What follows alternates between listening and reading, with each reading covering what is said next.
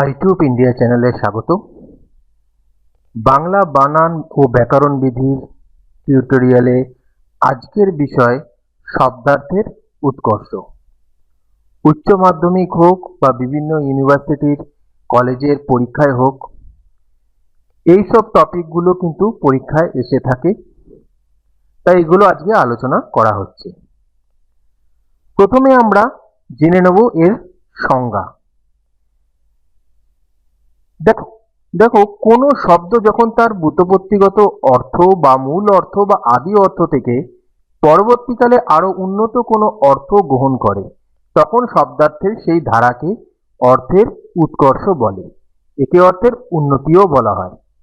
অর্থাৎ এককালে কোনো একটা শব্দ ছিল, তার একটা অর্থ ছিল, সেই অর্থ হয়তো এখন ব্যবহার করা হয় না, তার থেকে আরো উন্নত কোনো অর্থে সেই শব্দটাকে ব্যবহার করা হয়, সেটাই হলো অর্থের উৎকর্ষ। দেখো দৃষ্টান্ত, উদাহরণ, পলাশ। এই পলাশ শব্দটা আগে ব্যবহার করা হতো মাংস ভক্ষণকারী, তাদের পলাশ বলা হতো। এখন হচ্ছে একটা ফুল,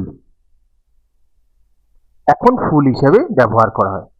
কুশল, কুশল শব্দটা কুশ আহরণকারী, এখন হচ্ছে কুশল কামনা করা, অর্থাৎ কারোর ভালো কিছু কামনা করা।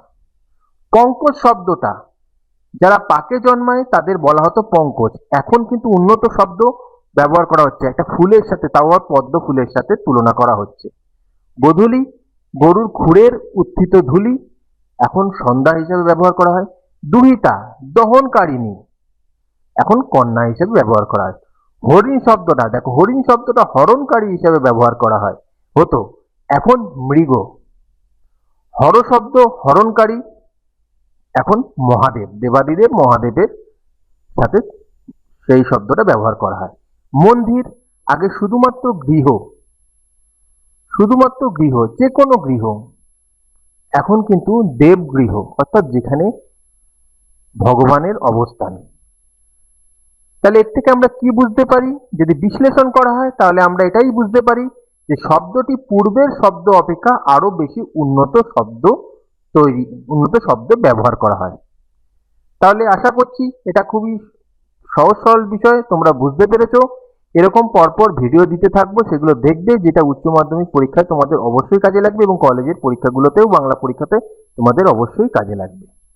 ভিডিওটা ভালো লাগলে লাইক, কমেন্ট, শেয়ার করে দিও।